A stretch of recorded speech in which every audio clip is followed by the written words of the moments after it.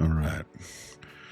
Welcome back. This is the 5th episode of the Northern Raider Origin veteran Iron Man Band of the Faceless campaign for Battle Brothers.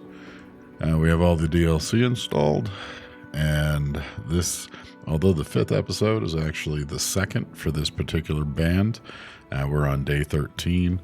We had to restart after dying in the lands of the South. Battle Brothers is an unforgiving game, and in particular we are playing on veteran level with Iron Man, so we only get one shot at it. Wrong decisions are costly.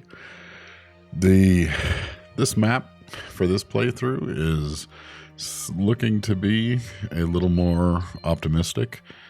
We don't have much of it exposed because we're also playing with the unknown map at the beginning, so the only visible territory is what we have explored. But we have found friendly human in our northern kingdoms. House Goswin is the friendly kingdom to us. We have a number of both villages and the 2 other northern kingdoms that are hostile to us. But we've found a foothold now where between Brunenland, Volkenstein, and Mooseburg, we can hope to establish a foothold. And potentially what my goal is for this next stage of growth is to get our company up into the north and start to plunder some caravans, and potentially also just plunder them along these roads. We have seen some mercenaries hunting us already, and of course the local militia and companies of soldiers from these kingdoms are also not our fans. Our initial group is still composed of 2 of the barbarians, Hirgold and Hagar, as well as the monk who initially accompanied us, Alfgeir, who has turned out to be a very unexpectedly successful javelin thrower, and we've been using him to that regard. We also acquired Niels, a poacher, Carl, a rat catcher, and Balan, a messenger, who have been working as frontline spearmen, but may eventually migrate to the back since they're both buffed on range skills. We picked up a piece of equipment recently from an event, along with a short sword and an arming sword. That actually was what came from the event, and that we're in the process of repairing. We visited now the 2 civilian settlements and started to perform some quests for them. Right now it's about strengthening our troop and gaining more of a foothold, and I'd like to get up to the north and see what we can do in terms of plunder. Going back into Wolkenstein, we see that they are well supplied. That was us bringing a caravan to them just recently, and they have ambush trade routes. Our assumption will be that one of these 2 contracts is going to be that clearing for the ambush trade routes, which is hopefully the next contract we'd like to do. We currently have 6 days worth of pay, 5 days worth of provisions, enough tools for what we need, a limited amount of ammunition, and a limited amount of medical supplies, but enough for the moment. There are decently priced tools and supplies compared to what we've seen. It might be nice to get Niels a second quiver of arrows. The ammunition is a bit high priced. We're going to take a look at who's available. This is a mining town, so nearly all of the available help are former miners. Ruthard Earthside and Gunnar Hamfisted both sound potentially interesting. I'm assuming usually by that presence of a second and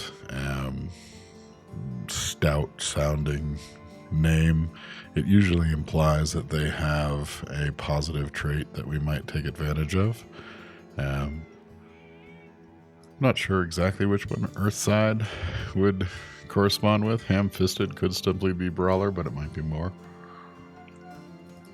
We're going to take a look at what we have contract-wise before we spend half our cash acquiring those folks. And we don't have, at least at this point, awesome equipment for, say, more than one of them. So, let's see. We're going to try and check the one difficulty. A man walks up to you and holds a scroll halfway between he and you. My name is Volker, representative Ragnar of Wolkenstein, and speaking on behalf of the good people of Wolkenstein, we seek your service as mercenary. I am all ears. Ragnar of Wolkenstein takes a seat in a chair big enough to be comfortable for two. He bandies a mug back and forth. Brigands have been harrying us for weeks now. Just yesterday they tried to set fire to a pub. Can you believe that? Who sets fire to such a thing? Luckily we put it out just in time, but things are getting bad around here. If they threaten our precious drink, what will they do next? Luckily we managed to find where these vagrants are hiding, so yes, I see your look. It's a simple task, Sellsword. We want you to go kill every last brigand there. Are you willing to work with us? Let's talk money. I'm tight on crowns, so before you ask, this is all I have right now. You'll be paid 90 in advance and another 380 when the job is done. We'll take it. That little bit of cash up front will be a nice little piece to also potentially... Hey, thanks, Danish. Welcome to the stream. Bring on the next brother to our band of the Faceless. I think it's going to be Gunnar Ham-Fisted. He's a little more affordable, and I've generally found that the brawlers are pretty good. I don't really want to waste any cash trying them out. I think early on we can deal with negative traits. So let's take a look. Iron lungs. Nice. But greedy. So you win some, you lose some. So he has rather high fatigue. We were working on repairing the basic male shirt. My intention was to protect Hagar. Let's see. He gets 89 left. 77. We're going to leave the male on Hugger. We kind of want our two original barbarians to survive. We're going to give Gunnar the Ham-Fisted the lamellar armor, and I actually think we're going to backline him so he can gain some experience, and we'll give him the pitchfork, and we'll give him the... actually have a second one. We will give him the Akaton cap, and that'll give us just a little extra support and give Gunnar some time to develop. I don't think we're going to need this axe hammer anymore. Let's see, with 4 days of provisions, we should be fine getting out to take the bandit camp.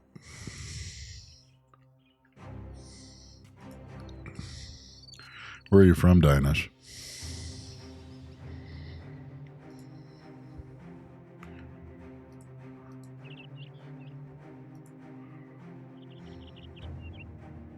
India.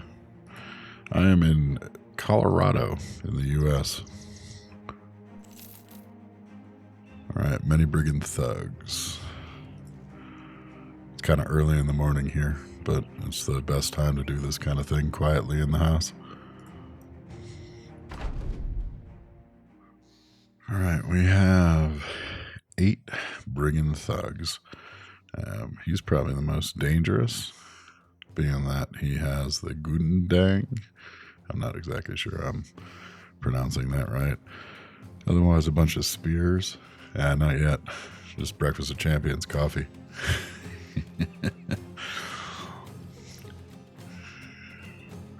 We're going to let them come to us, which they should, because we have a ranged advantage.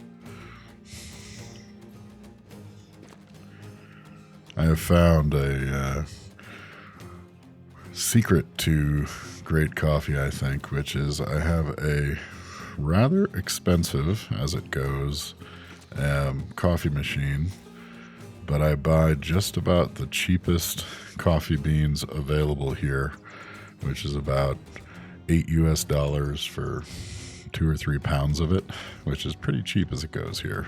People get pretty pricey with their coffee, and but you run that through a expensive coffee machine that burns it and does like sort of a pour over style and comes out awful tasty. Word of experience. So we're going to get Niels to try to get some weakening on these guys. Because their 2 padded armor thugs are approaching us from this side, I'm going to try to give some support. We should be able to turn them off, but let's see how it goes. He gets 1 into the thug. Took about half his armor and a quarter of his health. This is on the second. I'm going to drop into Spear Wall because they're going to need to continue to advance on Carl.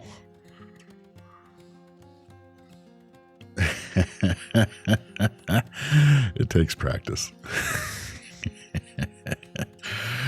Yep. I started with New York City street coffee, and probably like 10 sugars and milk, and now many years later it's just black. Like everything, it's a process and an experience. We're gonna take Alfgeir and get some javelins into the mix and see if he continues his success. Yep, he is a deadeye with javelins. He just continues. So these guys will probably advance, but I think I'm just going to go into riposte to see if they get close and get an attack on him. Maybe have the chance to respond. Otherwise, let Spear Wall do the work. We're going to move Balan down and do the same. We're going to jump into Spear Wall there, and we're going to wait with Hugger.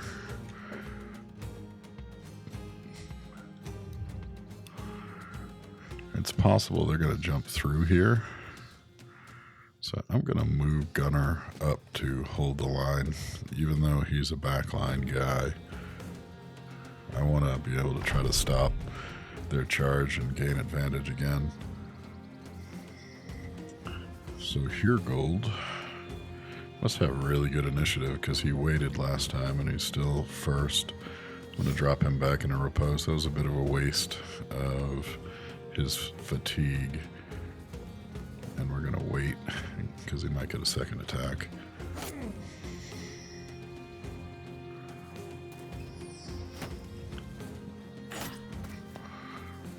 Spearman doing some work. We're going to use Niels to try to weaken this thug that just charged forward. We get him good and pierce his chest, and he suffers a hit for 15 damage.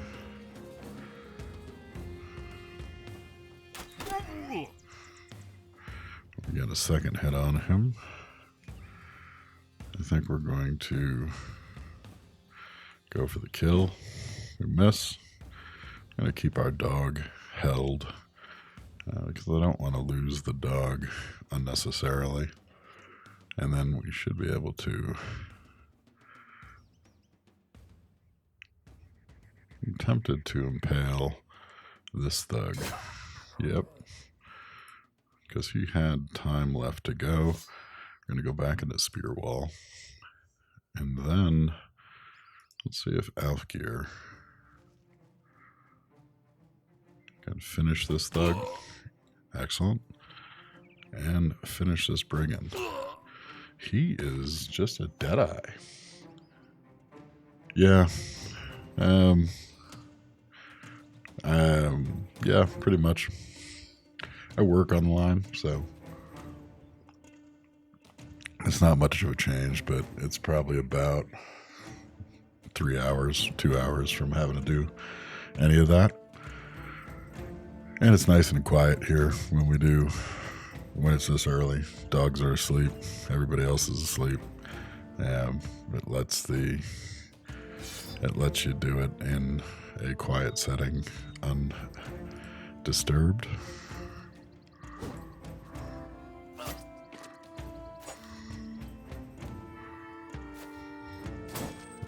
We're kind of getting a build up on Balan.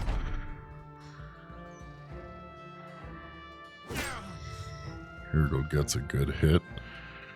I think I'm going to unleash a dog to balance out the flank. My dog's primary function is sleeping. They're old English bulldogs, and that is their main skill, is sleeping probably about 18 hours a day and being cute, but they nice, we broke them. They spend a lot of time snoring and making other satisfied resting noises.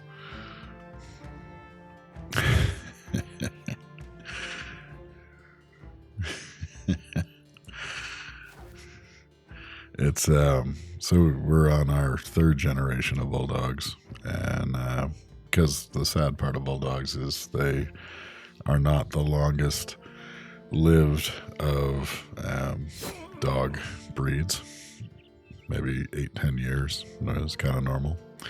And so whenever we have been in between generations of bulldog, you can never believe how quiet the house is, and that the sound of bulldogs snoring, growling, or otherwise making some wide variety of background noise is almost like a fan and sleeping to it, that you just get used to it, and it becomes something that you generally want to keep around. And so thus third generation. We're having rather good luck here against the brigand camp. We're kind of overpowered compared to what they can take. What kind of dog do you have, Dinesh?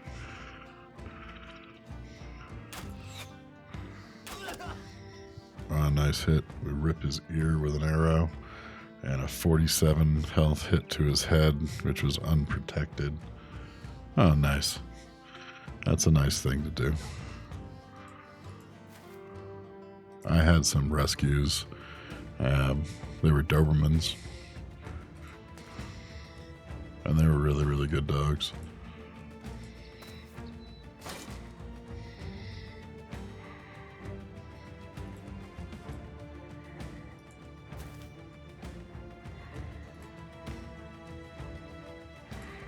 We could get hurt here.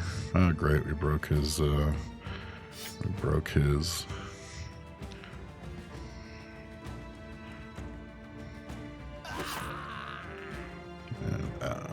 Alfgeir is a beast. For a monk, he almost never misses. Looks like the dogs are going to probably maul that thug.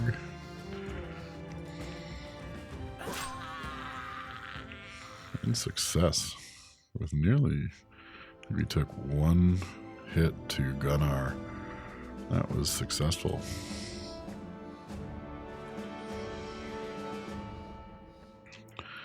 Pick up some cloth rolls, tiny bit of ammunition, not enough to resupply what we used.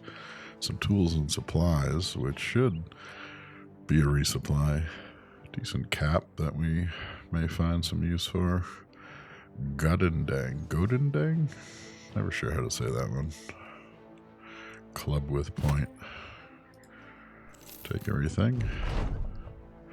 Just as the battle ends and things begin to quiet, you hear a man shouting. You move towards the noise to find a prisoner of the brigands. He's got ropes over his mouth and hands, which you quickly undo.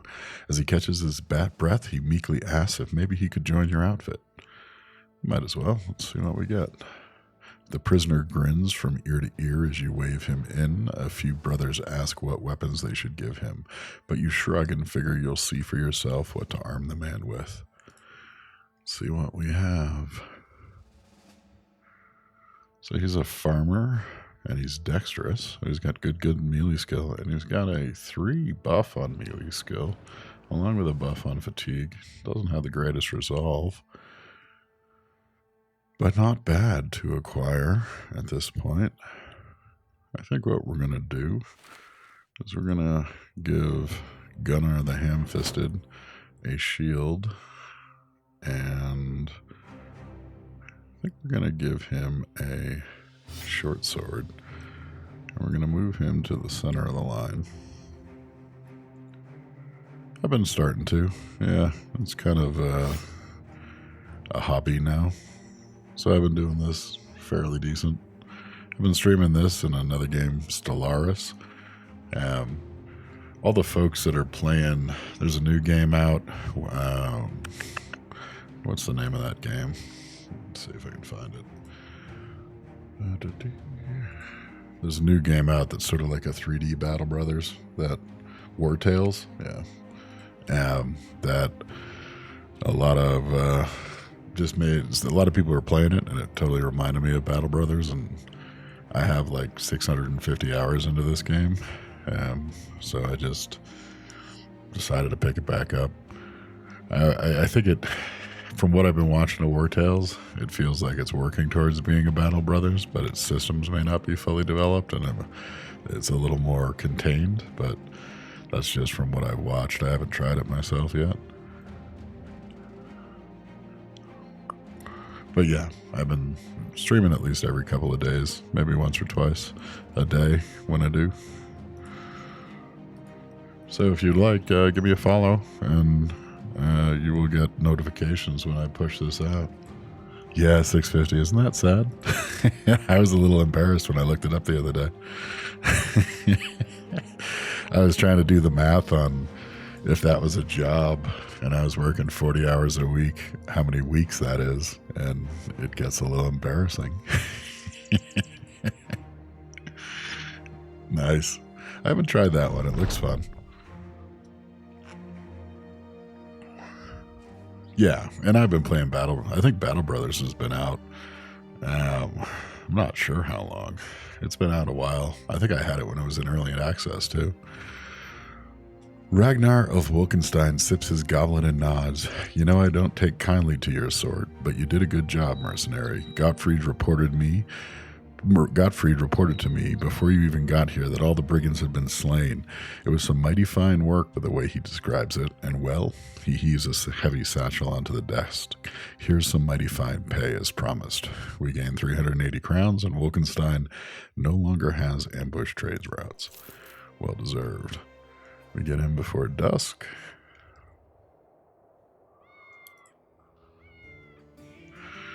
Get rid of the sackcloth. Gonna get rid of the bucklers. We're gonna get rid of the worst repair spear. I don't think we're gonna use the hatchet.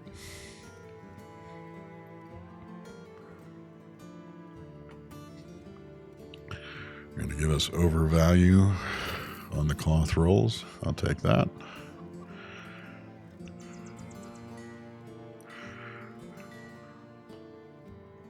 So we have the weapons, but we don't really have armor.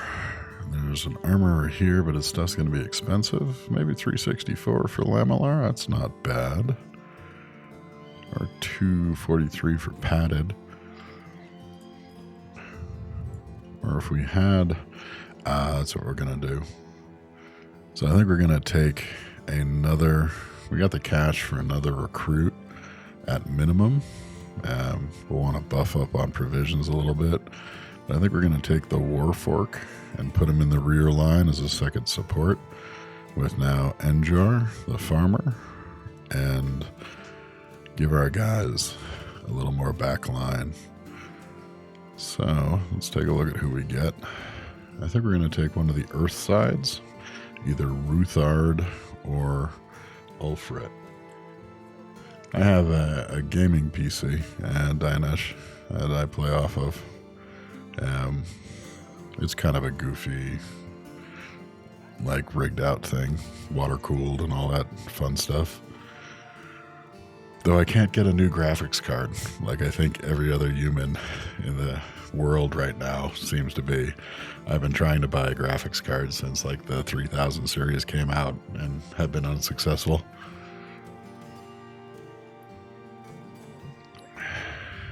It's a unprecedented state of affairs as far as my experience in gaming.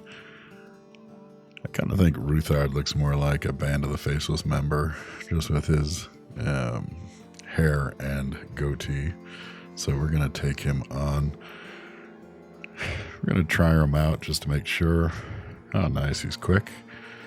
So we will hire him. And we're going to... He's got mild buffs on both melee and ranged, as well as ranged defense, which will potentially position him as a backline guy. And we're going to go into the marketplace and get him a Warfork. I'm going to sell off our extra equipment for the moment. Keep one shield around in case we break one. And we don't really have any armor on our rear line guys, which is probably not awesome. Yeah, it's a hard choice, Dinesh, on the graphics. Right now, you can get like mobile versions of the graphics cards. They are pretty much what's available. So I get it. You know, I have a lot of friends that have done the same and gone for gaming laptops. This one runs good. It's got a 2080, but the 2080 is has a water cooling backplate on it, and I can overclock it, and it runs pretty good. It's more than enough for a game like this for sure. But I have a rather large monitor, and the pushing that many pixels can strain some of the games. So if you play like Warzone and you play full screen, you're not going to pull like 100 frames a second usually. So I've been jonesing. I've been looking at buying myself for Christmas a new graphics card, but now the 4000 series is coming out, and in theory, it's going to be the same thing all over again, that nobody's going to be able to get one. And that's just nuts. The 3000 series has probably been out over a year, because I think they announced them in like November of last year. And I have been trying to get one ever since. Yeah, it's crazy. It is crazy. And the chip shortage and supply chain and yada yada. Just nothing seems to be happening easily as it used to. I don't really want to waste a ton of cash on armor for the backline guys. I think I just want to get them something so that like a stray arrow doesn't kill them. So I'm going to get them hoods. And I'm going to grab a thick tunic. Enjar already had a linen tunic. So, oh shoot, I didn't need the extra hood. That's too bad. I was talking too much. I was looking at StockX recently, and they're selling cards supposedly new for like supposedly a small markup over actual, like 10 to 15%. But I've been trying to figure out if it's real. And I've been seeing some people complaining about like shirts and sneakers. Keck? What is Keck? I'm not familiar.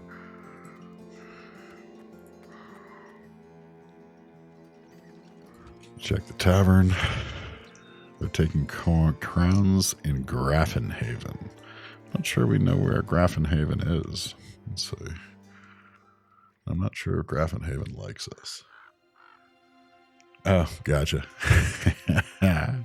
I'm not completely up on every one of the acronyms. Sorry. Let's see. No.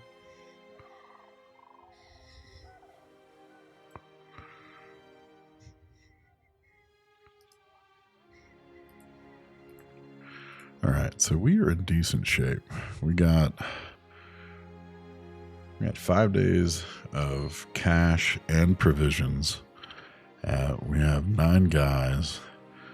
I'm going to move our little merry band back north, and we're going to look to raid some caravans.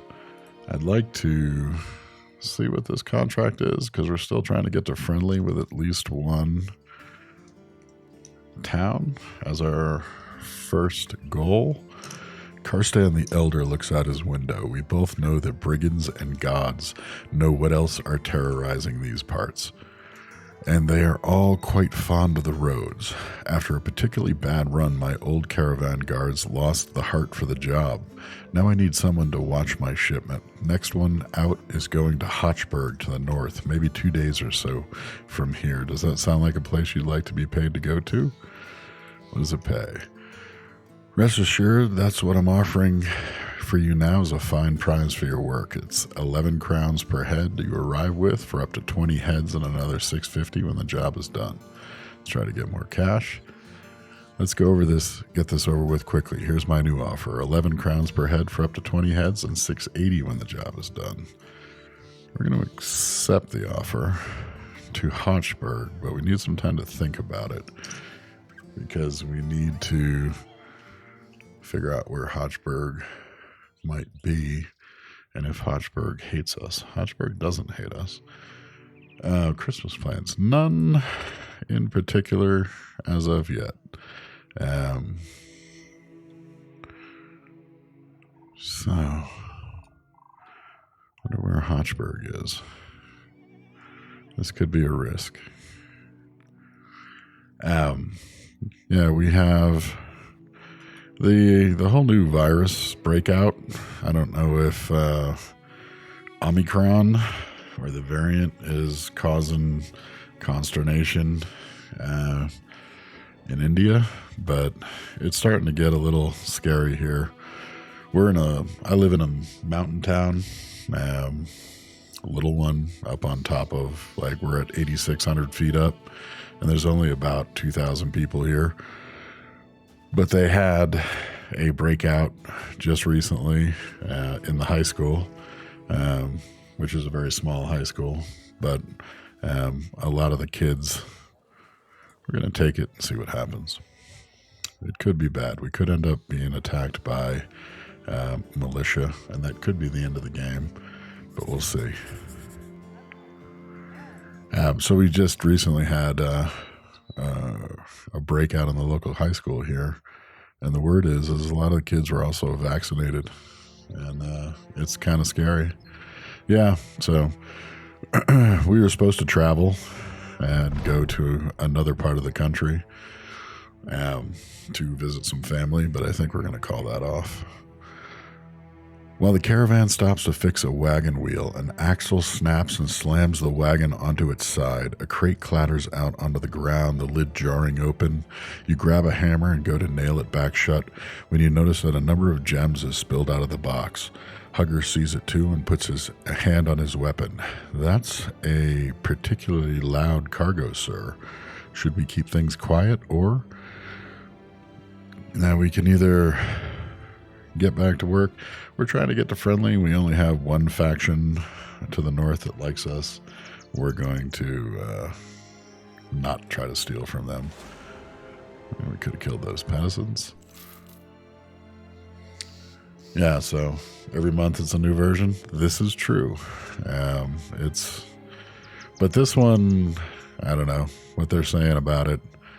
There seems to be a particular concern. We're going to get more information, I think, as it goes. But for the moment, we're probably playing it safe. I live on top of a mountain for a reason. We're kind of hermits already. So you come across a young traveler on the road. His straw hat is turned inside out as though he meant for it to catch rain. He's got a walking stick with its end shaved to a ball to navigate muddy roads. When you get near, he straightens up and tenses his hands on top of the staff. Oi, mercenaries are ye? I'd avoid the forest if I were ye. They say trees roam these parts now. They don't do so in minutes, but neither does a mother bear when it chows down on your balls for getting too close. It's a matter of nature, you know. Okay, sure. Enemies such as this shouldn't be taken so lightly. Totally, Dinesh. It's a weird situation, and it's weird that it's become normal. You know, that just because it's been happening for so long. Ooh, we're gonna get chased by the company. Oh, we're done. All right, so there's only 8 of them. This was about as bad as I predicted. I was hoping it was just going to be militia, but it is not just militia. We should probably scat and leave. I think we're gonna fail the quest and run, because I don't know that we want to take on footmen and billmen at this point in the game. Yeah, we're gonna run. The battle subsides, but you find the merchant leaning against the tipped-over wagon. Wide-eyed, he desperately clutches a slashed neck. Ropes of blood squirt between his fingers. Before anything can be done, the man collapses. You try to revive him, but it's too late. Glassy eyes look up at you. Kneels, one of your men closes them before getting up to pick through the remains of the caravan. Darn it. All right, let's run. Yeah, we would have totally died.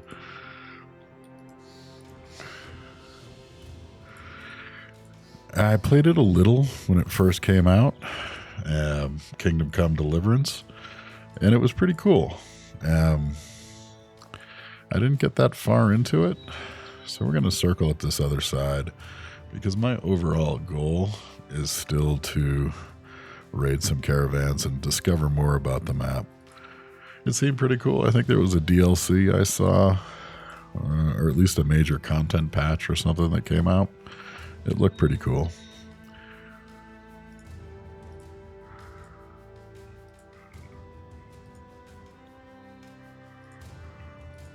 I've been on a sort of a strategy game kick for the most part. One of the cool ones that I played was Shadow Empire. I don't know if you ever get into that kind of game, but it was kind of lesser known, but still fairly cool for that type of war game.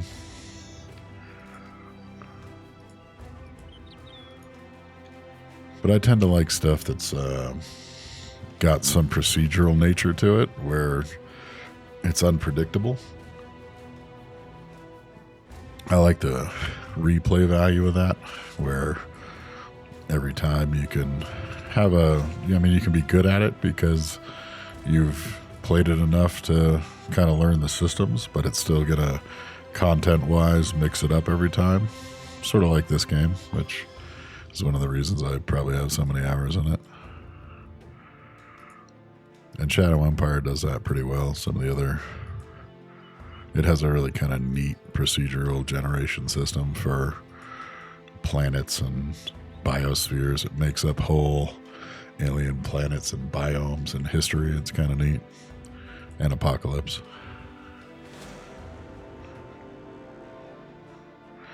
We might be strong enough to kill 6 orcs. Right now we're just kind of exploring. I was hoping to run across some caravans. It might be a little early in the game for us to take on orcs.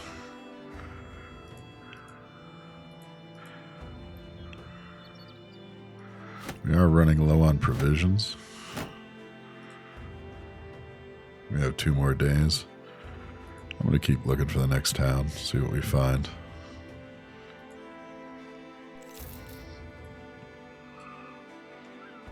Yeah, Age of Empires was pretty cool. Humankind I liked, but there was just something not there. I don't know exactly what it was, but it just didn't feel interesting, maybe. And the other thing is I want to be, like I was just doing, if you look on the saved VODs on this channel, I was doing a long Stellaris playthrough, and I got to a point where it pretty much feels like I'm just going to wipe the map, but it's going to take like forever, and that the AI is just not that good to hold up to you once you get rolling. Like if you don't die early, you're going to basically take over everything, but then it's going to take forever to do. And I don't do that great with that. Ooh, okay, Mini Nomad. Let's see if they come after us. Doesn't seem to be. They're scouting from on. Well, they are coming. Kind of want to wait until morning to fight them so that my ranged guys don't get a debuff. Be cool. I haven't figured out what the purpose of these fortresses is, besides aesthetics. So it's dawn. So 8 cutthroats and an outlaw. The last time we played this combination, the Band of the Faceless died in the sands of the south. But I think we can take 7 cutthroats and an outlaw. So we have a height advantage on them. We're going to let them come.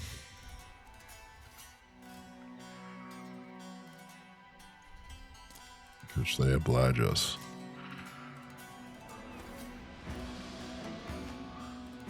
We're going to move our farmer up onto the hill.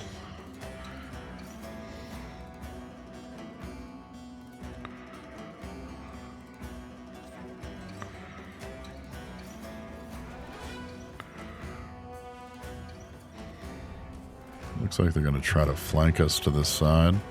So we're going to move up to control.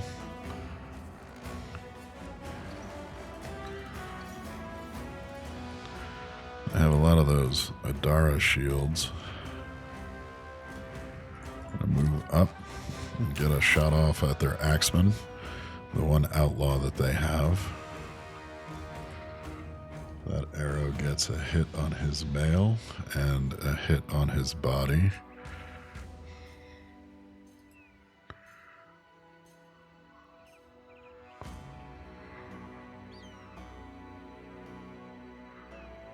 I'm going to move up to the center here. I'm going to jump to spear wall.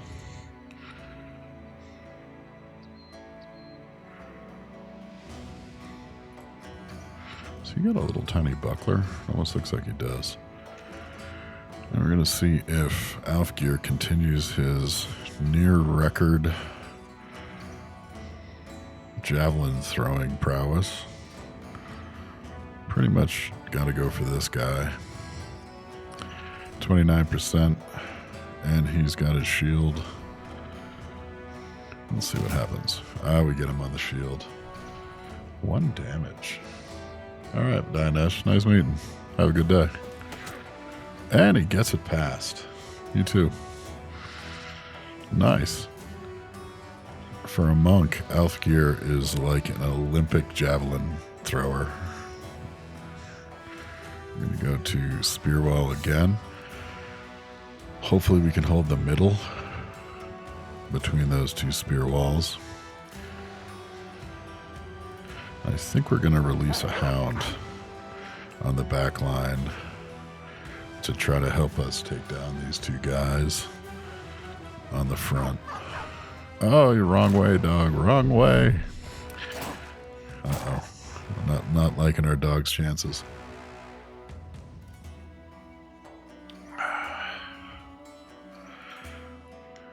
So we have our two swordsmen up top.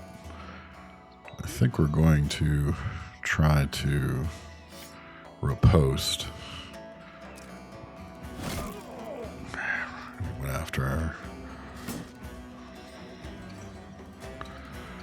Okay. So we're going to move front line with the war fork. We got 46 on this nomad. Off his shield. We got 2 shots. It's difficult because of the sight lines. I think we're going to concentrate on this guy because if we do get an arrow through, he's sort of weakly armored. Both off the shield. Alright, so I think we're going to try to get a cut on the outlaw and shield wall to protect himself. Nice. Shield wall functioning. Our dog gets a bad hit.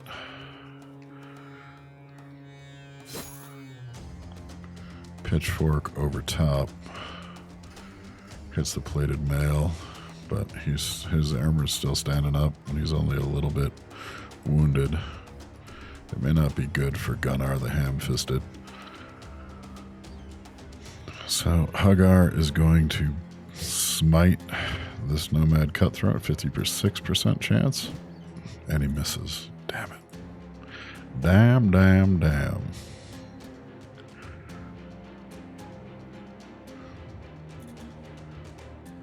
I think our best chances are to stay in spear wall.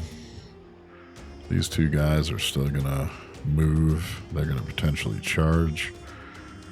I think we're gonna spear wall, and that's it. Now, Alfgeir.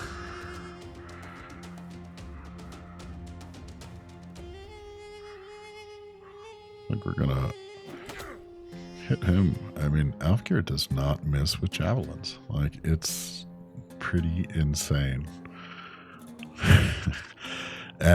So his the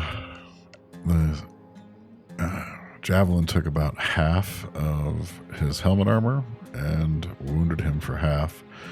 We're going to move him up so we can still throw javelins if this nomad closes. And we're going to go back to spear wall here as well. Try to protect the center. Here, gold. I think we're going to try to get a slash, and we miss. Nice. Spear wall holding. Spear wall held. The dog didn't get anything done.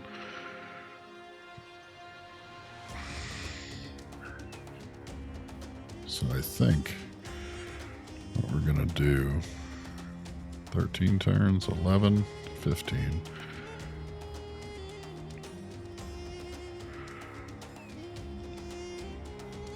We're going to move. We won't be able to attack. I kind of want to try to help clear this guy, because if these guys move forward, they're going to get Ruthard at close range, and he's not really well armored to protect himself from that.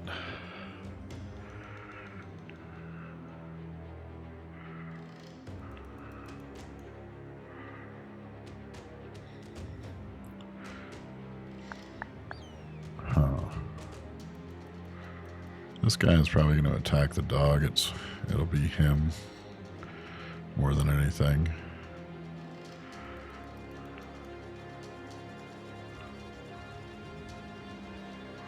I think where we need the most support, we can actually get there in this round. We're going to, because this outlaw is going to cause us some trouble. All right, 2 arrows. We're going to go for this nomad to try to reduce the flanking. Wonderful. So we hit his body for 30 and pierced his leg muscles. He's now got an injured shoulder and pierced leg muscles. I think we're going to throw our second shot. Don't really have a good chance of hitting anyone else. So we're going to throw the second shot at him and try to kill him. Perfect. So he lost Grenar. He was decapitated by the Nominaw.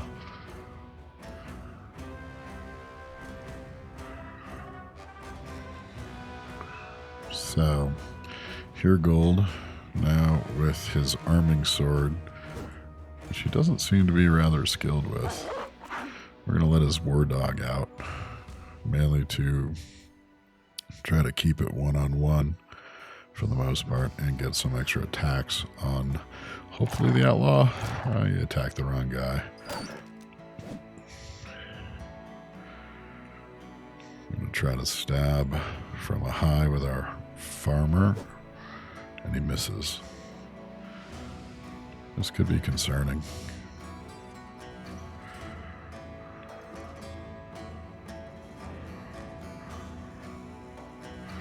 Nearly no chance to hit. We're going to move down and get off a javelin against that cutthroat. Alfgeir continues his streak of nearly perfect javelin throwing, where I'm starting to wonder if there's a bug that I don't know about that is perfect javelin throwing, because it's a little insane. You haven't probably been watching, but Alfgeir hits nearly every javelin he throws. I think he's missed like twice. Hagar finishes. We're going to move up. So all 4 of these guys have yet to move. We're going to still spear wall.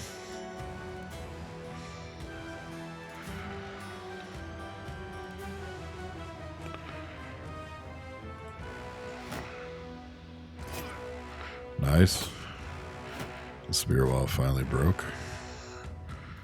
I'm going to move Balan up and try to get a spear past his shield. And it hit him on his head, took most of the remaining head armor, and he's now gravely wounded from his attempts to charge the spear wall. Here come their backline guys.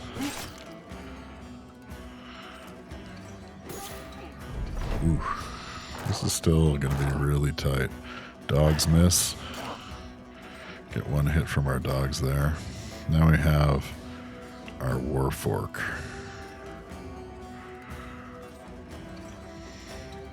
We have both of our pole arms lined up.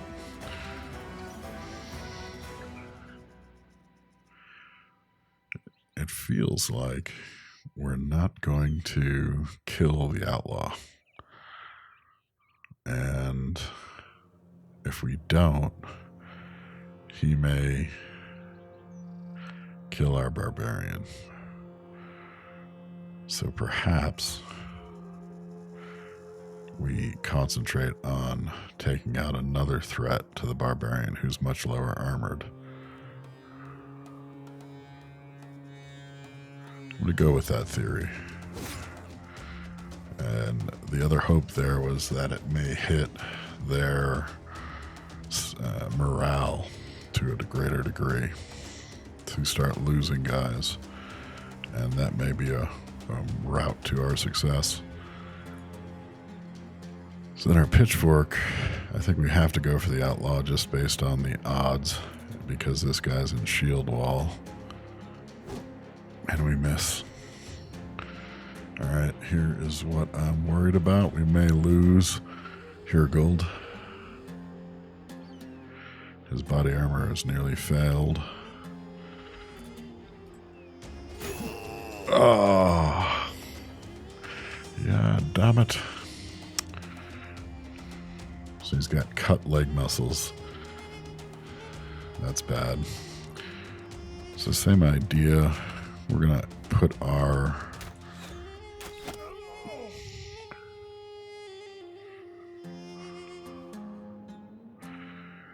So I think I want Hirgold to try to save himself. So we're going to throw a shield knock on this outlaw, 58% chance. And we're going to retreat, if we can, behind the dog.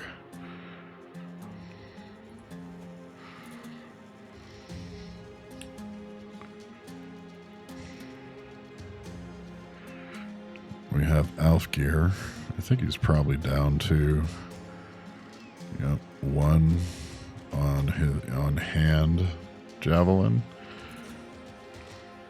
We're going to send that into this nomad. Oh, and he misses. We're going to grab his second batch. And our dog is killed. See if Hagar can use his skull axe to take out this nomad. He misses. Dang. The missing is not awesome.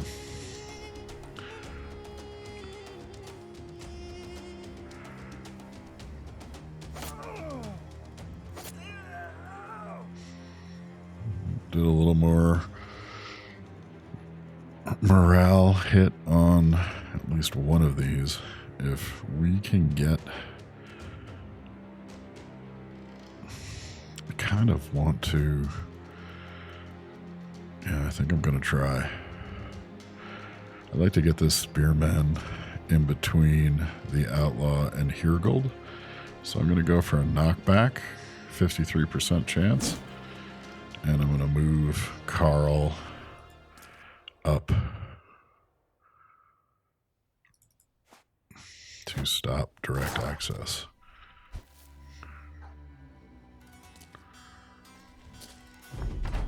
They do some fancy nomad footwork.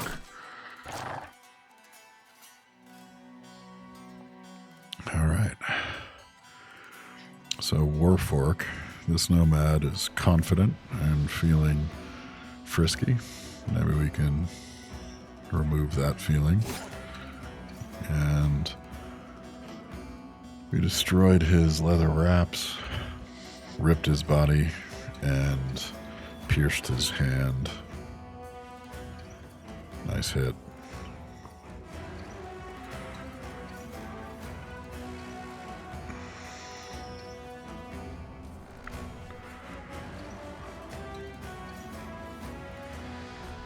We're going to stay in position. I think we're going to go over top of this first nomad, go for the higher chance because he's not in shield wall, and hope for the kill and a morale break on this nomad. And we miss. Can't really be helped. He's just a level 1 farmer that we picked up from the bandit camp. So the outlaw is going to advance.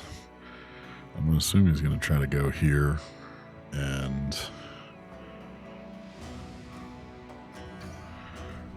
I don't think he'll have the stamina to do a round swing. Let's see what happens. Oh, you crafty. That's not good. So let's see if Alfgeir can kill this guy. Continues his long string of javelin murder. This is not good. That nomad move got us good. I think we may lose Hirgold.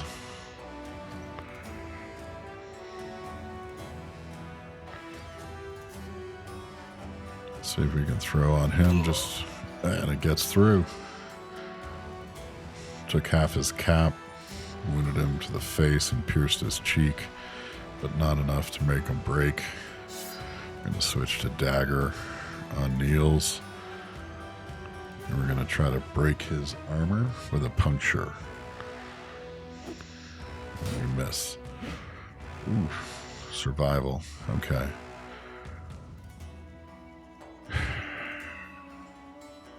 Not sure there's much we're going to be able to do to save him.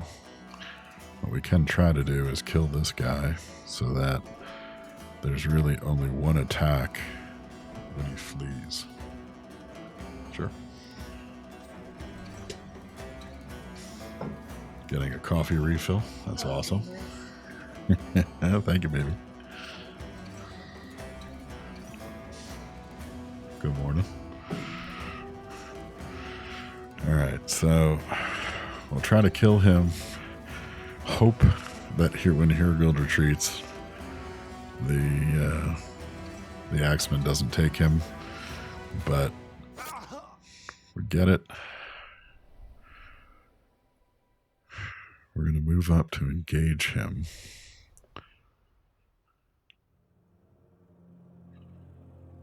We got a break on this nomad, which is great.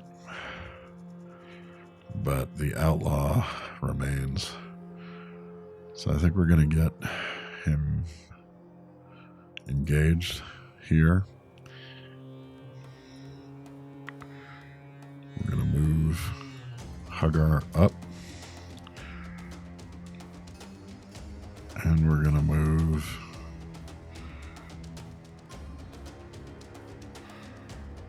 our other spearmen.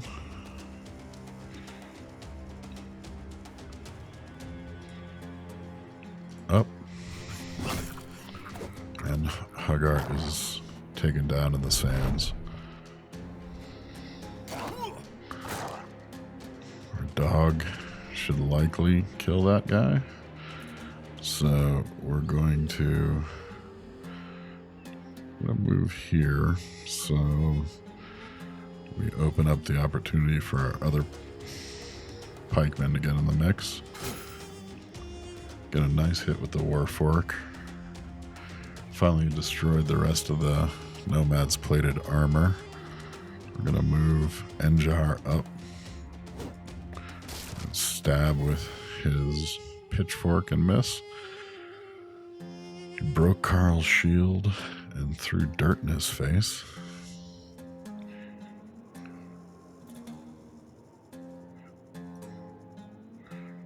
Any move in is going to use all of his stamina. So we're going to move so we're outside of range, but can move in and attack next.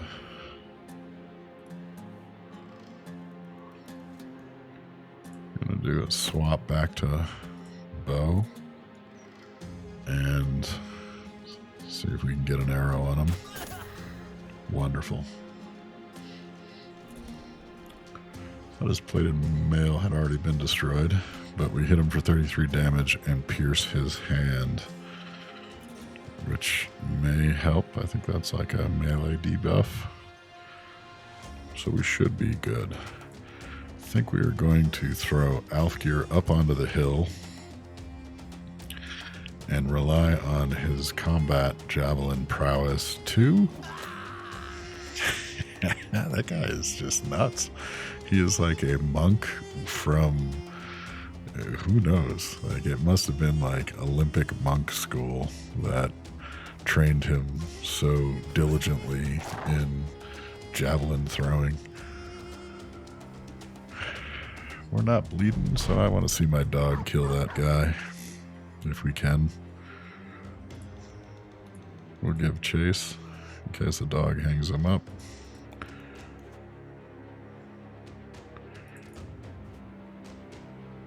I don't want to risk hitting the dog.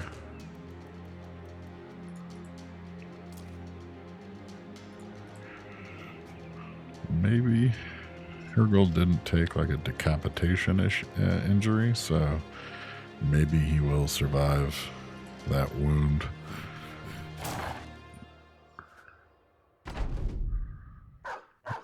Get him, dog.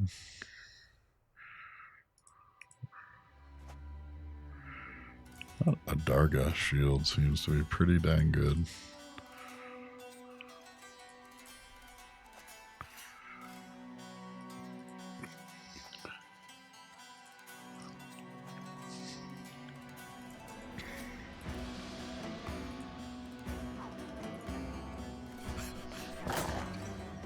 Ah, he's gonna get away.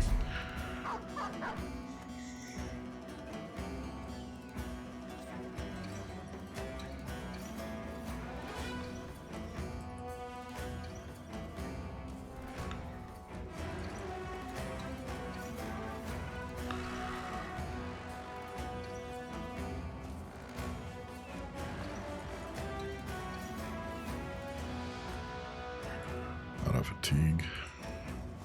It's also out of fatigue. I was never good at running to the beach either. Oh. Seems to panic a little bit. That could be his death.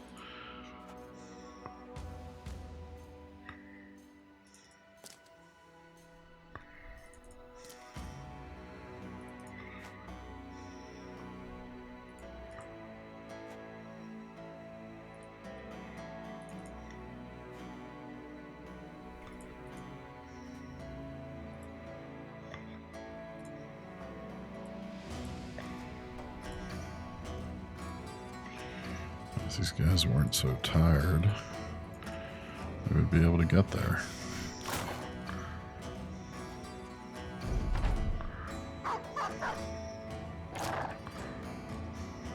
Okay. Nice. Oof. Oof. Yeah, so we lost both Gunnar to decapitation. It was a short-lived visit with the company, and Heregold, unfortunately, has passed. Did get a nice batch of loot.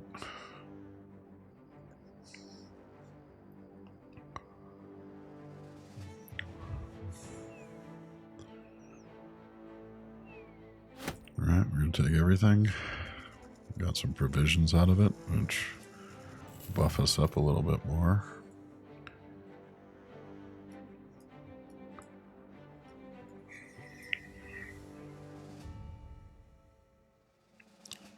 So rough. That was not the most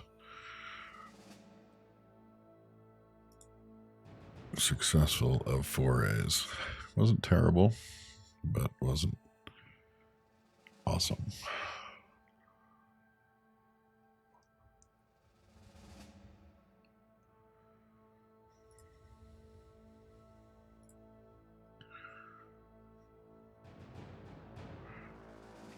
We're going to throw a repair on the lamellar armor and get it onto one of these guys once they're in condition. Carl has the most stamina, so he can take the heavier nomad helmet. We can drop our bear caps onto our pikemen.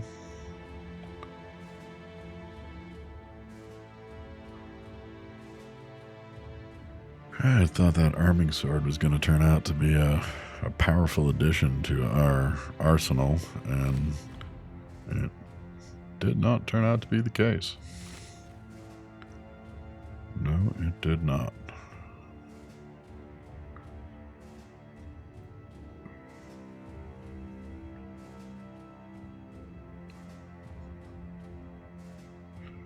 Should still have one dog. Alright, let's do some level ups. So Carl can't pass up a 5 on health. We're going to continue to level up his range skill because I think he's going to become a back end guy.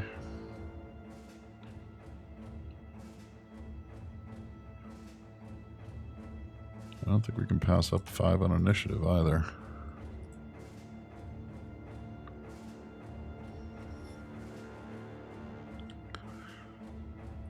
Now we have the option to go with Brawny, because we are starting to put some heavier equipment on him.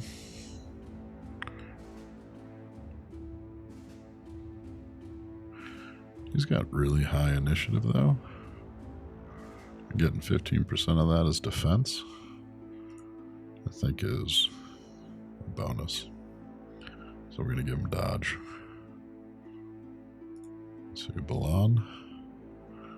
We're going to give him ranged as well with the +4. We're going to give him the same bump on initiative. I think we're going to give him +3 on melee. We're also going to give him dodge. He's a bit more weighed down. That's mainly because of the shield, which I didn't realize we needed to get a shield back on Carl. I think we're going to upgrade to an Adarga shield for both.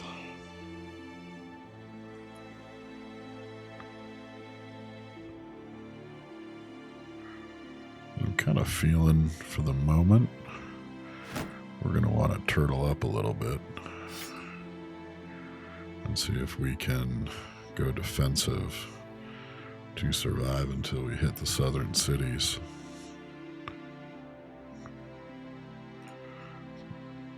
And we're going to throw 87, 83. I'm looking at his, comparing his like fatigue and stamina and initiative. Wondering if we want to drop dodge on him as well. Being that they're going to be rear rank guys, possibly too, I think we are going to give him dodge as well. Then we have Hagar. I'm going to make him more of a tank than he already is. We're going to give him a little bit more fatigue. We're going to give him more melee defense skill. And since he already has dodge, we're going to give him relentless, so that his initiative doesn't drop with fatigue, and that should keep his dodge up higher.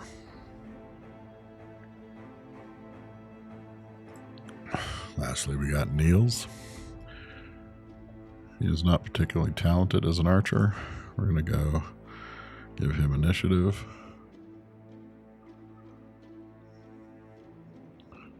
Now he feels kind of like we should just think about canning him at some point.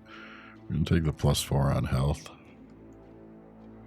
And I think because he is an archer, we're just going to take the +2 even though it's low. And we're going to take Bullseye to reduce his line of sight penalties. Alfgeir is just continues to amaze. I think we're going to give him a better helmet because we want to make sure he survives.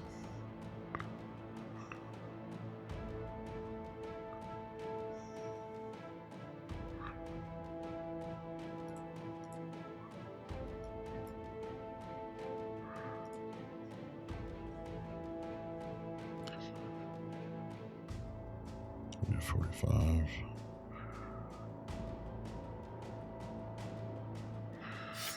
Give our outer guys scythes. Well, a scythe there, the arming sword on a hugger. And hopefully we should be able to survive to the south, to get down to the south.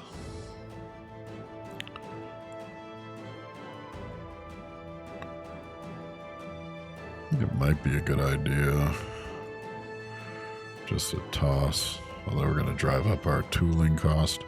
We're going to toss some maces on the belts of our pikemen, just in case they get engaged. All right, back to traveling. Hopefully we shall not get murdered on the roads. It looks like there is another potential nomads. Yep. Cutthroats in a slinger. We are going to run. They're coming at us like vultures on the sand. We are going to continue to run. No shame in running. I think we just want to make sure that our guys are healed and repaired as best as possible. We don't really have a good front line. We're going to rotate up one of these guys to the front line, I think, in the near term. But we want to get that lamellar armor fully repaired. We have the tools for it, but we just need the time.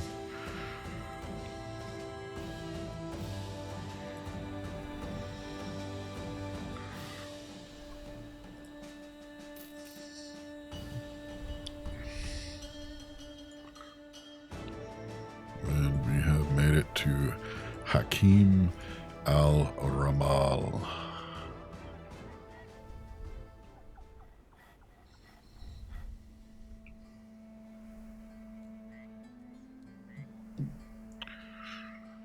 Alright, so they have ambush trade routes. Likely the contract available here is to clear a bandit camp for the same. We don't have any injuries that need healing in the temple. Don't think the alchemist can do much for us. Only have 4 days of cash, 3 days of food. We're nearly repaired. Let's have a look at what we can do. We could buy some indebted.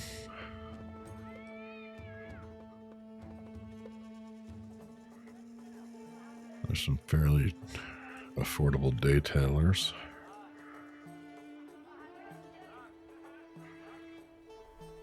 Nasser is a caravan hand who has mild equipment. And then we can't afford Gabin ibn Masur, Sadin ibn Masur. His brother is indentured, and he made it up to being a servant.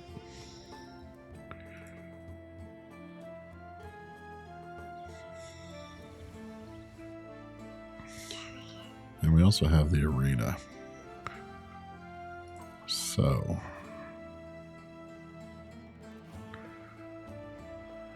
could be possible to make a little bit of cash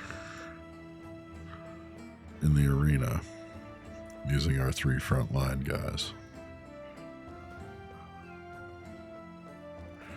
We have decent skills, decent experience.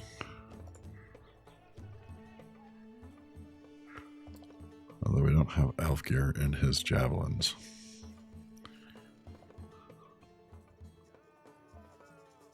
They'd probably put us in there against snakes or hyenas. Let's have a look at the marketplace. Tools and supplies and ammunition are rather high. Nothing all that great available to us. We can sell off. We're not going to use a cleaver on anybody, or the woodcutter's axe, or a buckler. Really, any of the lower level stuff we have there. Get rid of that because it's just taking up space. Get rid of our worst repair sword and spear. Gets us a little more cash to work with.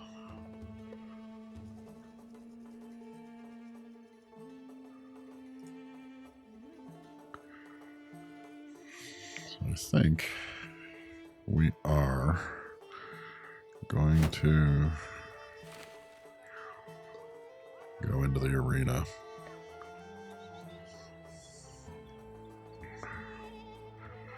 We're going to try to play defensive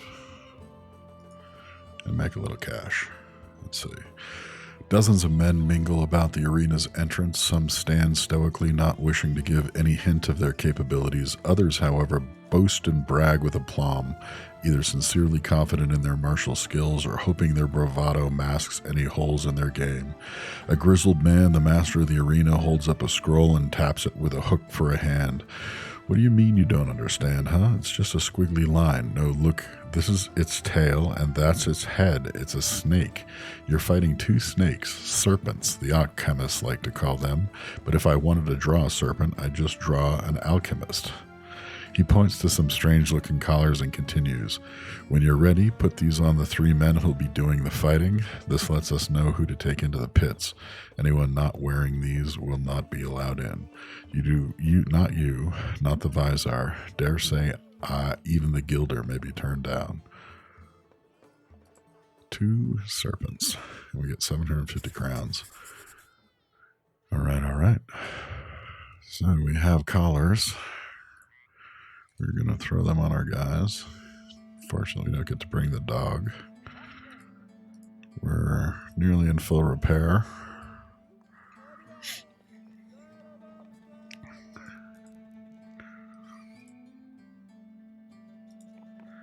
I think we're also going to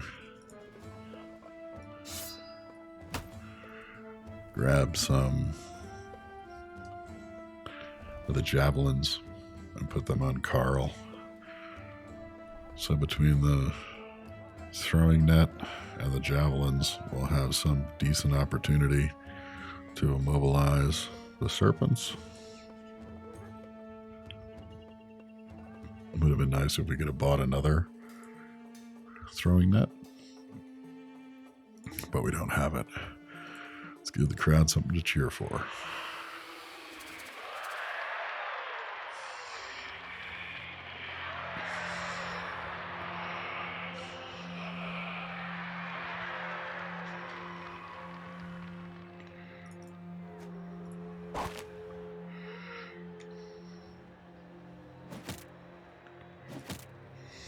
Of course, you're not the javelin thrower.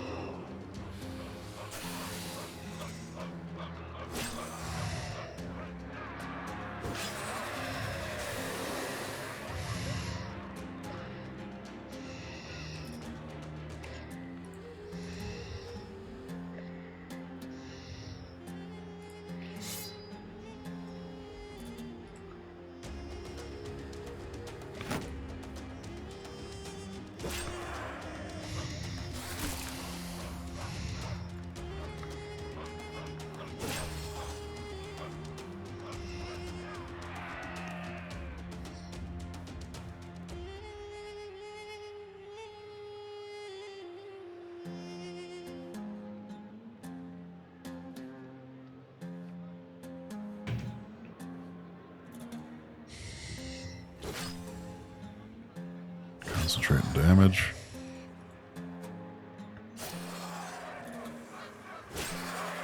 And we cut them down.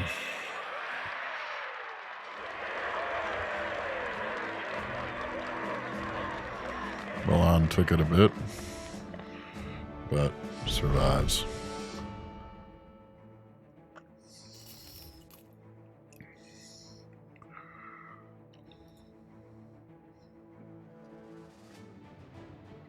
Nice job. So we used our net.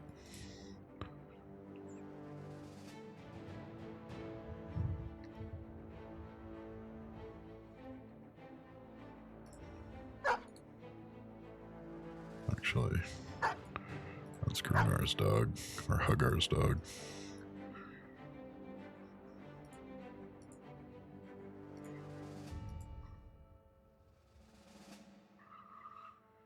So with our newfound cash, we're going to look to see what we can do for additional fodder. Let's see.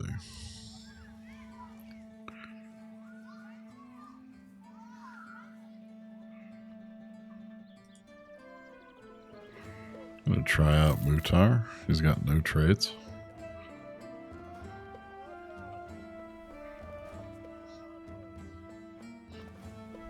For 140, he seems worth the hire.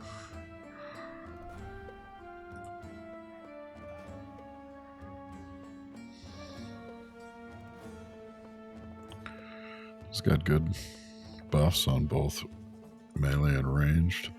Decent hit points, good fatigue. He's got a cloth sash.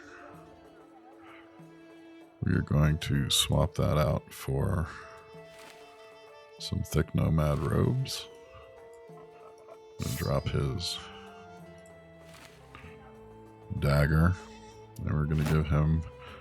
Oops, wrong guy. We're going to give him shield and spear.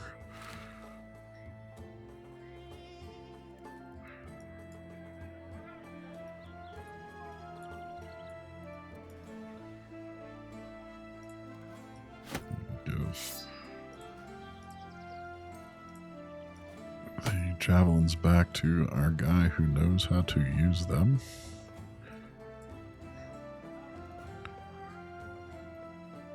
And I think we'd like at least one more spearman. I think we sold the spear, which seems unfortunate. Yeah, we did. We can buy it. It's damaged. We don't have the tools to repair everything we already have damaged.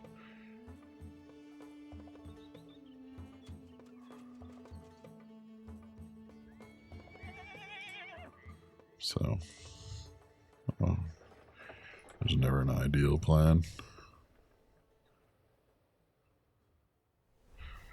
I like the idea of Nasser. We're going to try him out as well. No downside. He's already got thick nomad robes. We're going to hire him.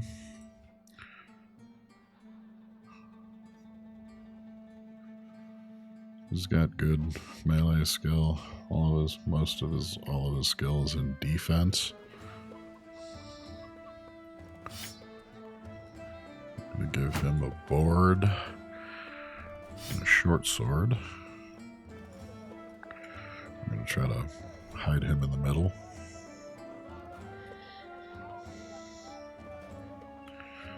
We could drop these maces. I think that might be better. Just to make him hopefully a stunner. And then we'll drop the short sword on Enjar's belt.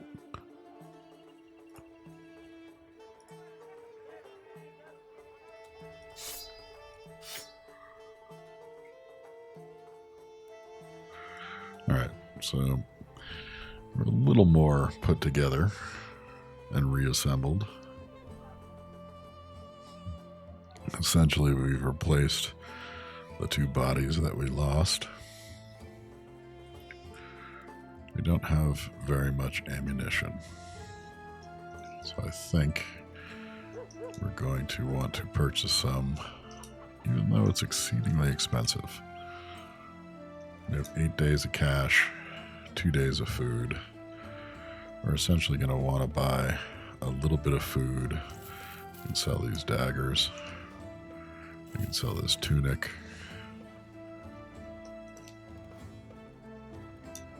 I think we're going to want to grab a bit more rice, even though it's overpriced. And then we're going to want to buy the arrows. So we should be in condition that if this quest is to clear the bandits that are ambushing the trade routes, and if those bandits are not entirely composed of outlaws, we may survive. Firi Aldani, the visor of trade, is partly sitting on a throne of silken cushions and partly on the bodies of a harem of attractive women. He puts his hand up. If you step further, Crownling, then you will grow in sight, but diminish in view. Understand? A smart man knows his place. I have a simple task for you, Sword Hand. Nomads outside Hakim al-Ramad have taken to thievery and thuggery. For a handsome hansel, I need you to annihilate these men who have made my life uncomfortable. We can make that disappear. This will make you a rich man, my friend. You'll be paid 870 crowns when the contract is done. We need more. Would you take this instead? You'll be paid 900 crowns when the contract is done. We shall accept your offer. We need to drive off the nomads at the sunken ruins west of Hakim al-Rahman. We shall accept the contract. All right. I think really what's going to determine our fate here is the composition of the camp defenders that we reach here. And we don't have much control over that in the end. We'll just have to see how it goes. So night has fallen. We're going to just move northward a little bit to explore while we wait for morning, because we do want our... You find Balon leaning back and forth before the campfire. His face is speckled with dry blood, and his hands are shaking. A few brothers try and talk to him, but none manage to get through. It appears the faint-hearted man has been rattled by the horrors of a recent and brutal battle. He's now disgruntled.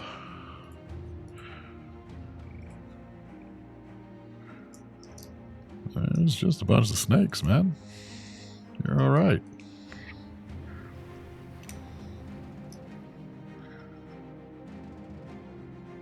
We have finished repairing the lamellar armor, so we're going to give that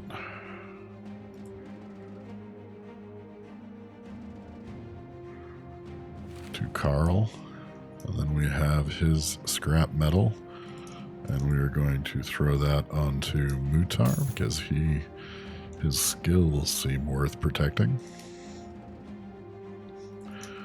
We're going to put the thick nomad robes back onto Ruthard. Alfgeir has 45. I think we are otherwise protected. We probably have the food to wait and heal Balon the rest of the way. Let's see where he's at by morning. I'm going to go up on this sand dune. See what we can see. You can see the other side of the water. We're not getting sight on the garrison.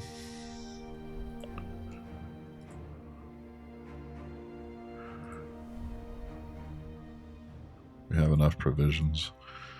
I'm going to wander down this peninsula to explore it. Hopefully not fight anything. Really just going on a scenic journey to allow Balon to heal. Okay. Nearly there.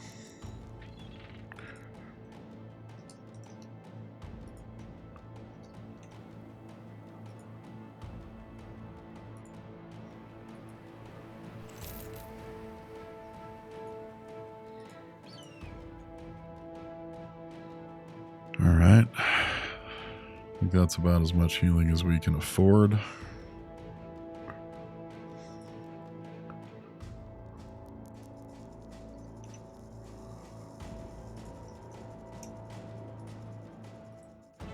We'll give him until the 9 o'clock.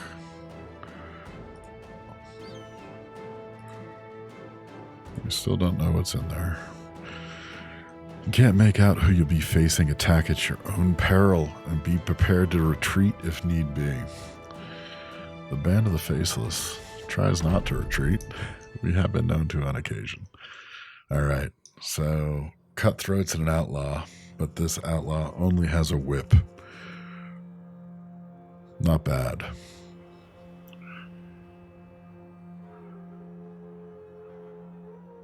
We're going to wait for them to come to us. They should, because we have that ranged advantage. We're going to move our Warfork onto high ground.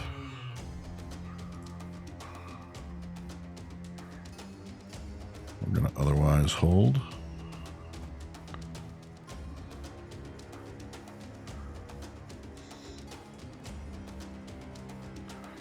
I think we're going to take aggression as the name here and try to get some damage on them before they concentrate.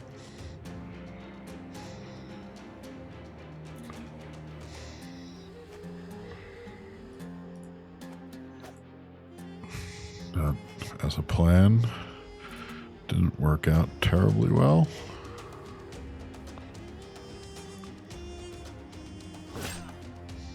Got a nice hit with the arming sword.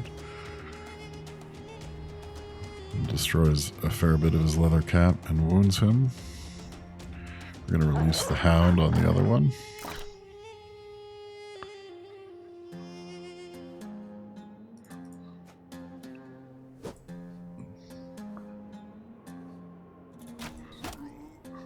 Nice collateral damage.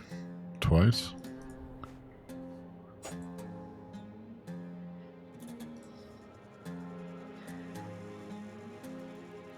See if Alfgeir continues his run. Oh, he misses. He never misses twice. Gonna move Nazar up and try to perform his duties as our dedicated stunner. Gets the hit. Does not stun him though. Hits him in the body.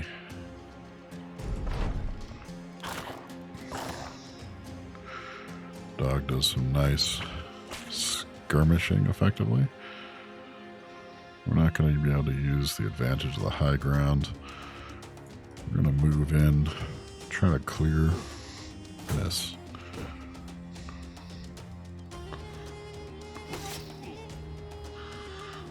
Nomad gets through and throws a cleaver on Enjar.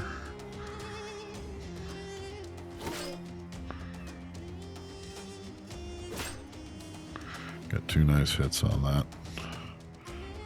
Nomad on the north flank. Hit internally.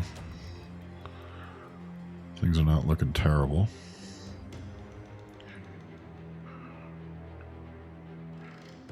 I'm going to move up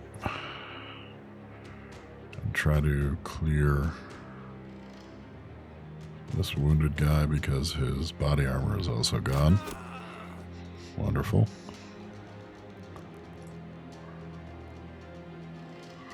I'm going to concentrate on the guy that just surrounded himself, which gives us an increased hit chance on him. Get one stab.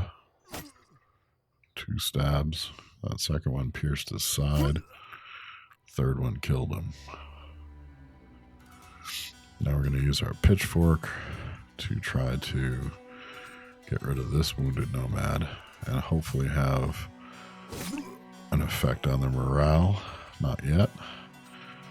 We are going to move upward. Enjar is bleeding.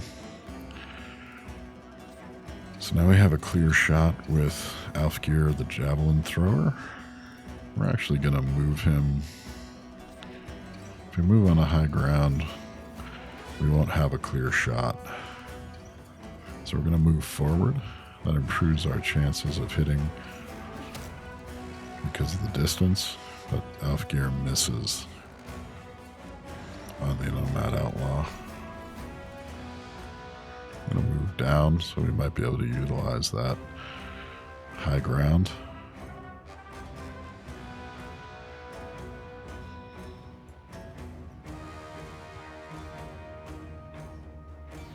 I don't want to place him in here because he's going to get exposed to two potential hits. We're going to move him up And we're going to try to stun this nomad. We miss. Dog does some business.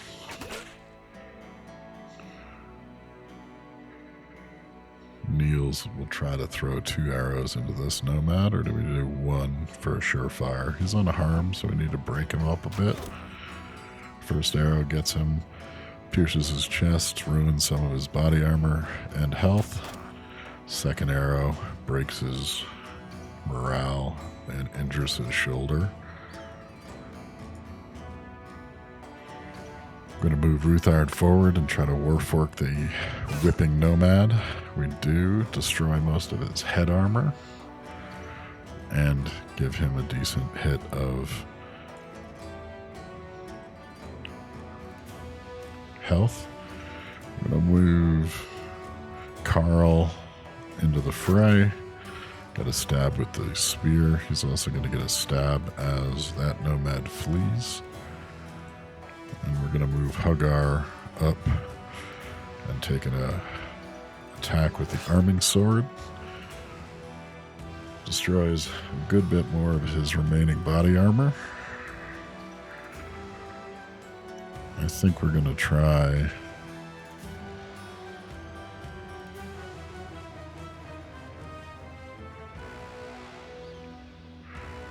looking good on fatigue. We're going to try to gash this guy and injure him, and he may break as well. We get a nice hit. We cut his leg muscles. And I think we're just going to try to use a regular attack to kill him. We take his head. We're going to surround the outlaw and hopefully break him. Doesn't work. We're going to move forward with Alfgeir and get a javelin on him. And Alfgeir misses. So much braggery on him, and now his performance diminishes.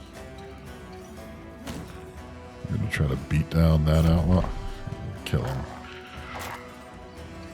The final outlaw is surrounded.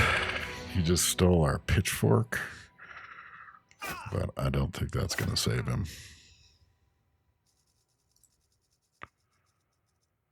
We're going to save the ammunition.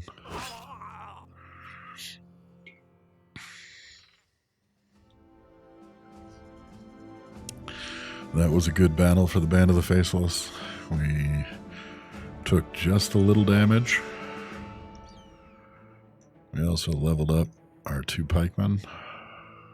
Call them pikemen, but essentially our pole armmen. And everybody got into the fray and dealt some damage. We end up with a battle whip, which is sort of interesting. Doesn't really do damage. Like, it's only good if you're fighting guys that have no armor, basically. But we pick up some incense, which is nice, and we pick up a little more provisions to get ourselves home. Some tools, which will be welcome. And we probably pick up more ammunition than we used. So overall, bountiful harvest. And we have 9 tools and 11. So we're still treading the line of destitute and death, but at the same time, we are surviving. I'm going to try to hug the coast here to get a little exploration done. I did see some footsteps on the way out, so we don't want to get too explory. We'll get back to Hakim al-Ramal in time to likely participate in the next day's arena fights too, should we choose. Let's see if we go up on this hill what we see.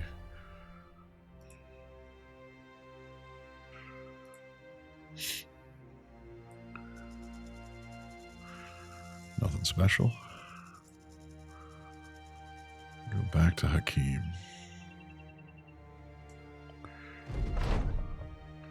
As you approach Firi Aldani, the visor of trade rooms, a woman claps from across the lobby. Now, as you approach Firi Aldani, the Visor of Trade's room, a woman claps from across the lobby. You look over, and she's already far too close. 4 birds perched upon her shoulders, and they sway with every step. Crownling, she produces a satchel and hands it over. Visor Aldani, the Visor of Trade, need not smell you once more. This far into his home is sufficient. Count it if you wish to insult us. Leave if you wish to please us. She turns on her heel and walks away, her otherworldly dress flowing side to side. One of the birds rotates on her shoulder and squawks at you. You gain 900 crowns, and Hakim al-Ramal no longer has ambush trade routes. And we got paid. So once again, we should be fully repaired. That's kind of awesome. And we forgot to do our little bumps on our pikemen. So we're going to level them up. We're going to definitely take the +4 on melee. Then we're going to take the +4 on fatigue and the +4 on initiative. As far as perks go, I want to have crippling strikes from the rear line to help weaken our enemies. With our earth side,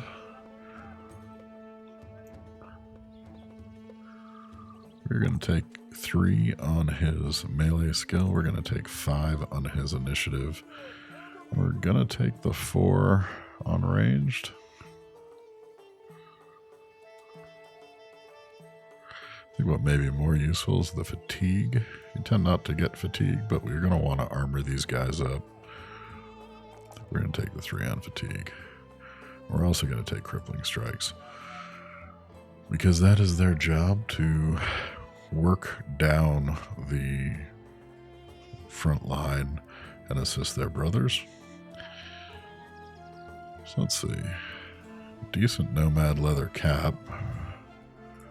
That could replace his southern head wrap. We'll do it.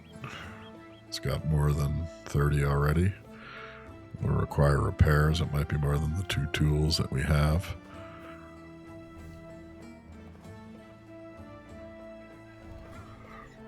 We could go spear on Nasser to try to get him to survive.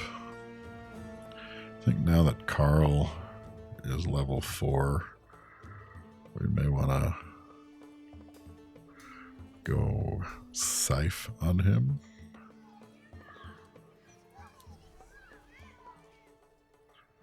To get a little more damage dealing. And then move the spear over to Nasser. We're going to put the mace back on Enjar's belt. Theory being that if these guys got engaged, perhaps they could switch weapons and stun and move away. Long shot, but you gotta have a plan, right? So the arena is available for a second day. We could gather more cash that way. Let's take a look at the marketplace, and the prices have improved. Not so great though, like 10% or something.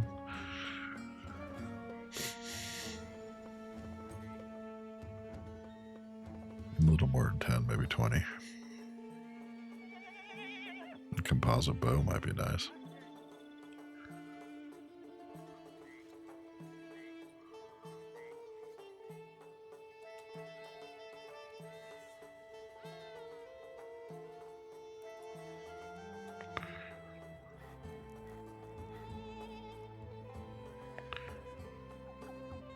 So let's go listen to what the arena has to say. I kind of, knowing that there's a win arena fights like storyline quest, I'm a little... It's got a mace, Towwood, 670. About half our cash. I'm a little hesitant to go and waste all of our cash right now, or basically level up our guys and get into harder and harder arena fights without taking the credit against the get friendly with somebody skill. It's a little premature. Public executions. Food and drink are abundant. Sick people. Let's take a look at the Weaponsmith. That thing is cool.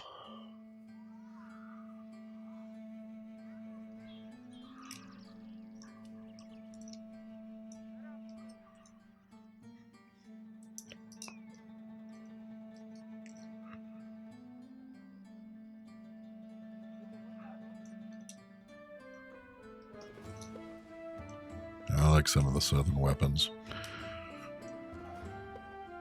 I think what we're going to try to do here is, let's see, we're not going to get the money we could for the incense. We're going to take a look at that quest, and if that quest is a travel one, I think we're going to take them up on it, because what we'd really like to do, since our main quest right now is to get to friendly relations with a civilian faction, we have a better chance of doing so with one of these, either Brunenland. Brunenland is our best shot.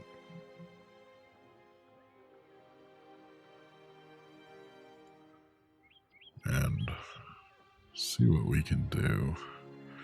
So hopefully we'll catch a travel quest or contract.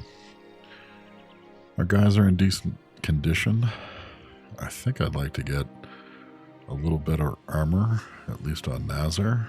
Let's see where we stand there. I think we could bump them up 25.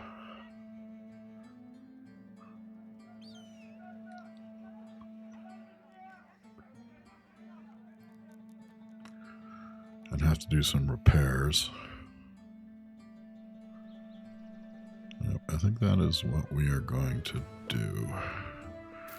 We'll sell our sash, our head wrap, our worst spear, the cleaver, the wood stick.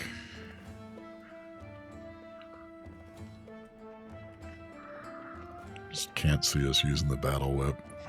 I just don't get it. Yeah. We're going to get a thing of tools and supplies. And we're going to buy him the linothorax.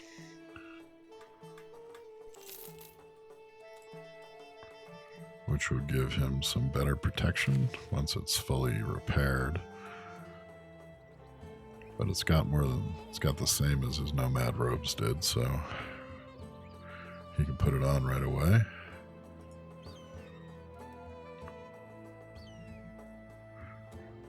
And we're going to sell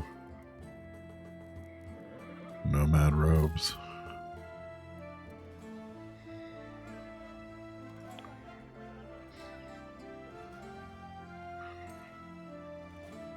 Let's inquire. We'll also sell that off, but we don't really need to. It'd be nice if we catch something that gives us provisions for the trip. And we'll still have rice to sustain us when we arrive. Let's see what we have. A servant boy carries a leash of slaves in one hand and a note in the other. He presents the latter, which carries written instruction to meet with a set of merchants. They announce that they are traveling to Quadim, around 2 days to the east, under orders of the Gilder and Visor alike, and need protection. For this, your services are needed, and you will be paid quite handsomely. So we're going to end up in another southern city, but we'll get some cash. We won't expend our provisions and see what we're going to get paid. Rest assured that what I'm offering you now is a fine prize for your work. You'll be paid 630 crowns when the contract is done. My concern is that we saw a few bands of nomads to the north already. We're going to likely get tangled up with them.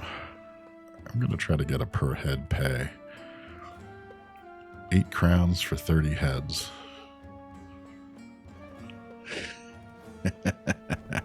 Yeah, exactly, hell in a barrel, right? So 30 heads at 8 crowns. I want more per head. I don't think this is working out. Yeah, I agree. Good advice. I think what we'll do is hit the arena and earn a little more cash, see where things stand, and then we'll get out of town.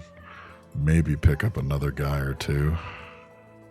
This slingman in the back might be useful. But this is about 2 hours on the stream, and I do have work today to go get ready for. So I'm going to cut it off here. Thanks for the follow, Hell in a Barrel. Appreciate it. And I'll probably be back online maybe like later this afternoon, evening, and get this keep on going. This has been the Band of the Faceless. Their first episode is still on VOD on Twitch, and I also am going to be pushing these to YouTube. And for now, we're going to call it good. If you're watching now, thanks for watching now. If you're watching later, thanks for watching then. I'll see you later. Have a good one.